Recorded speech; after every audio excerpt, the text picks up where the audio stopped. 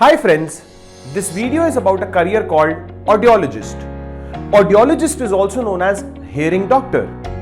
If you are interested in treating people with health related issues and you are one of those who care towards other people, then this career is something you should definitely look at. As an audiologist, you are expected to diagnose the hearing loss. You are also responsible for balancing the disorder, or for that matter fit the hearing aid.